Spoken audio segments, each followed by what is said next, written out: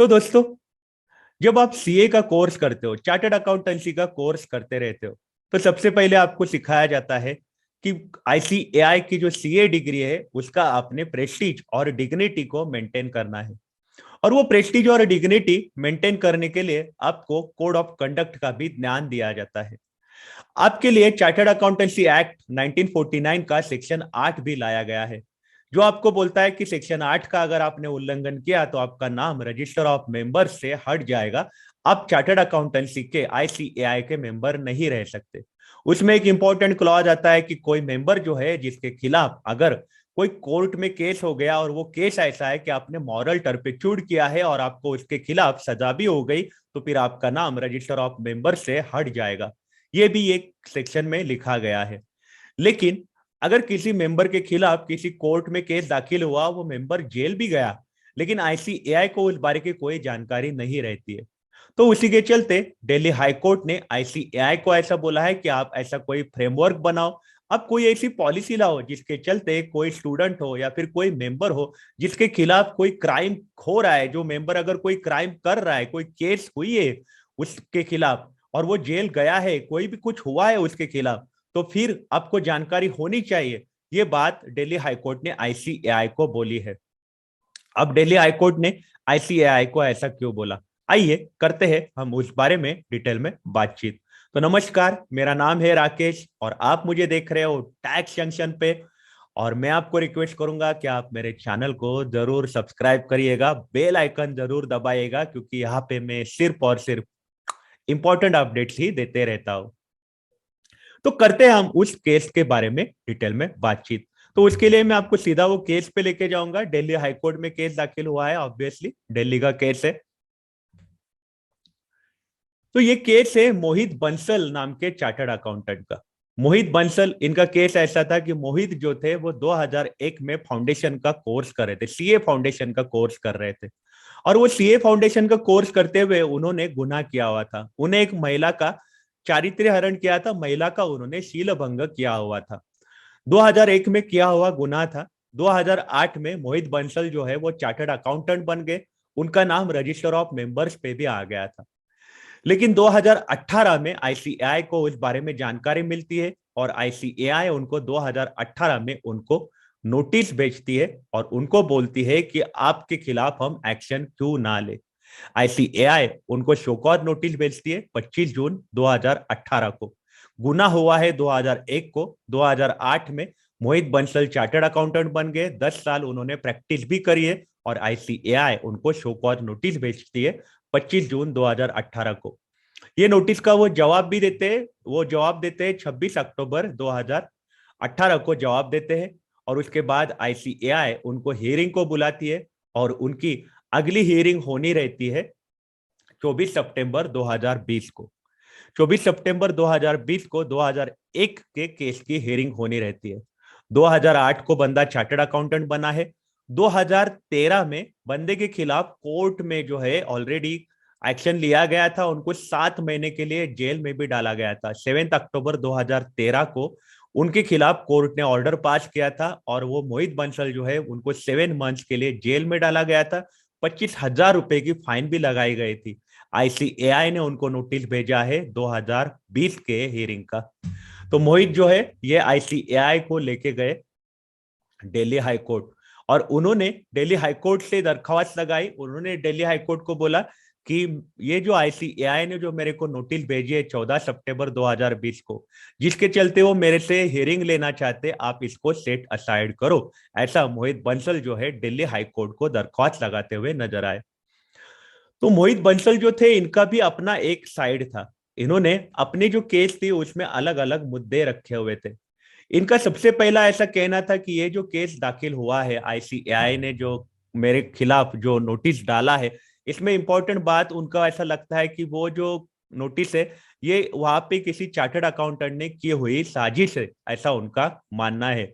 उनका ऐसा कहना है कि मेरी पत्नी जो है वो भी चार्टर्ड अकाउंटेंट है और उनका वो चार्टर्ड अकाउंटेंट जो थे दिल्ली में, उनके खिलाफ एक्चुअली कुछ बगावत हो गई थी और उसी के चलते, साजिश के चलते मेरे ऊपर ये नोटिस डाला गया है, ऐसा इनका मानना है। मतलब इनको ऐसा लग रहा है कि ये जो नोटिस आई है, ये एक्चुअली 8/5 की जो नोटिस है, ये सिर्फ इसीलिए आई है कि किसी ने पर्सनल जो दुश्मनी है उसके खिलाफ के लिए इन्होंने स्पेसिफिकली लिया है कि पर्सनल एनमिटी जो है, इसके लिए ये मेरे ऊपर इन्होंने ये नोटिस डाली है। उन्होंने ऐसा बोला है कि मैं और मेरी पत्नी जो है, हम दोनों प्रोफेशनल है, हम दोनों भी चार्टर्ड अकाउंटेंट है, और हमारे खिलाफ पर्सनल दुश्मनी होने के कारण ही हमारे खिलाफ ये केस दाखिल हुआ है और आईसीएआई ने हमें हियरिंग के लिए बुलाया है। उन्होंने ऐसा बोला है कि मॉरल टर्पिट्यूड जो है, ये एक ऐसे ऑफेंसेस लाएगा कि जो प्रोफेशनल कैपेसिटी में किए जाते हैं। इनका ऐसा कहना है मैंने गुनाह जो है 2001 में किया हुआ है, 2008 में मैं चार्टर्ड अकाउंटेंट बना हूं, मतलब प्रोफेशनल कैपेसिटी मेरी चालू होती है 2008 से। उसके पहले के जो गुने हैं वो गुने इसमें नहीं आते, ऐसा उन्होंने ये केस में बोला है। उन्होंने आगे ऐसा बोला है कि 22 अक्टूबर 2018 को मुझे ministry of corporate affairs union of India, इनके तरफ से भी मेरे को एक ईमेल आया था क्लैरिफिकेशन का, और वहां पे उन्होंने ऐसा बोला था कि लेटर आया था, उसमें बोला था कि मेरी जो केस है वो चार्टर्ड अकाउंटेंट एक्ट 1949 के सेक्शन 8/5 में नहीं आती है, ऐसा उन्होंने ये अपने केस में लिखा हुआ है। मतलब मोहित बंसल जो है, इनका ऐसा मानना है कि मैं जब स्टूडेंट था तब किया हुआ गुना है, मेरी प्रोफेशनल कैपेसिटी तब नहीं थी, ऐसा उनका एक्चुअली यहाँ पे कहना है कि मैं प्रोफेशनल कैपेसिटी में नहीं था। ये ऑफेंस जो था, मैं जब स्टूडेंट था 2001 में, तब का ये गुना है। 2013 में सजा हुई है, 7 महीना जेल जाके आए, 25,000 की फाइन भी लगी है, लेकिन उनका कहना है कि गुना पहले का था, मैं क्वालिफाइड से 2008 में बना हूँ, तो उसी के चलते मुझे ये प्रोफेशनल कैपेसिटी, ये जो मुद्दा है, ये मेरे को अप्लीकेबल नहीं होता है, ऐसी बातें मोहित बंसल करते हुए नजर आते हैं। मोहित बंसल यहाँ पे मेंबर्स का मैनुअल भी लेके आते हैं, और स्टूडेंट्स को जो मैनुअल दिया गया था आईसीएआई की तरफ से, वहां पे उन्होंने बोला है कि पेज नंबर 7 जो है मैनुअल में बोलता है, क्लियर इंटरप्रेट करता है कि कोई भी पर्सन जो है एलिजिबल होता है आईसीएआई का मेंबर होने के लिए, अगर उसकी जो ऑफेंस जो है ये प्रोफेशनल कैपेसिटी में उसने की है, तो उसका नाम रजिस्टर ऑफ मेंबर्स में नहीं आता है। अगर मॉरल टर्पिट्यूड भी हुआ है तो फिर वो प्रोफेशनल कैपेसिटी में होना चाहिए। बैकग्राउंड मटेरियल में आईसीआई ने ऐसा दिया है, ऐसा उनका मोहित बंसल जी का कहना है। तो मतलब मोहित बंसल जी जो है, इनका ऐसा मानना है कि प्रोफेशनल कैपेसिटी में किया हुआ ऑफेंस नहीं है, जब मैं चार्टर्ड अकाउंटेंट नहीं था तब किया हुआ गुना है, इसलिए मेरे खिलाफ एक्शन नहीं होना चाहिए, ऐसा उनका मानना है। तो आइए जानते हैं दिल्ली हाईकोर्ट ने अपना फैसला लेते हुए कौन से मुद्दे रखे हैं, और आईसीएआई को उन्होंने क्या क्या बोला हुआ नजर आ रहा है। तो सबसे पहले दिल्ली हाईकोर्ट बोलते हुए नजर आते हैं कि सेक्शन 8(6) अगर हम पढ़ते हैं तो यहाँ पे दो तरीके के प्रोफेशनल मिसकंडक्ट है। एक होते हैं प्रोफेशनल मिसकंडक्ट और दूसरे होते हैं अदर मिसकंडक्ट। ये दो अलग अलग टाइप के मिसकंडक्ट इस सेक्शन में स्पेसिफिक दिए गए हैं। आपने अगर मॉरल टर्पिट्यूड हुआ है और जिसमें आपको अगर जेल भी हुआ है, तो फिर ये केस में ये गुना जो है वो बड़ा साबित होता है, और ये गुना बड़ा साबित होता है। इसी के चलते आईसीएआई ने उनको जो नोटिस भेजा है वो बिल्कुल जायज है, ऐसा दिल्ली हाईकोर्ट का मानना है। दिल्ली हाईकोर्ट ने ऐसा बोला है कि ये जो मॉरल टर्पिट्यूड की अगर हम बात करें, जहां पे आपको कोई माफी नहीं दी गई है, और जहां पे आपका कोई भी मैटर जो है वो बोर्ड ऑफ डिसिप्लिन या फिर डिसिप्लिनरी कमेटी के पास जाने की भी जरूरत नहीं है। दिल्ली हाईकोर्ट ने बोला है कि सीधा आपका नाम रजिस्टर ऑफ मेंबर से हटा देना चाहिए था, आपको बोर्ड ऑफ डिसिप्लिन या फिर डिसिप्लिनरी कमेटी के पास लेके जाने की जरूरत नहीं थी।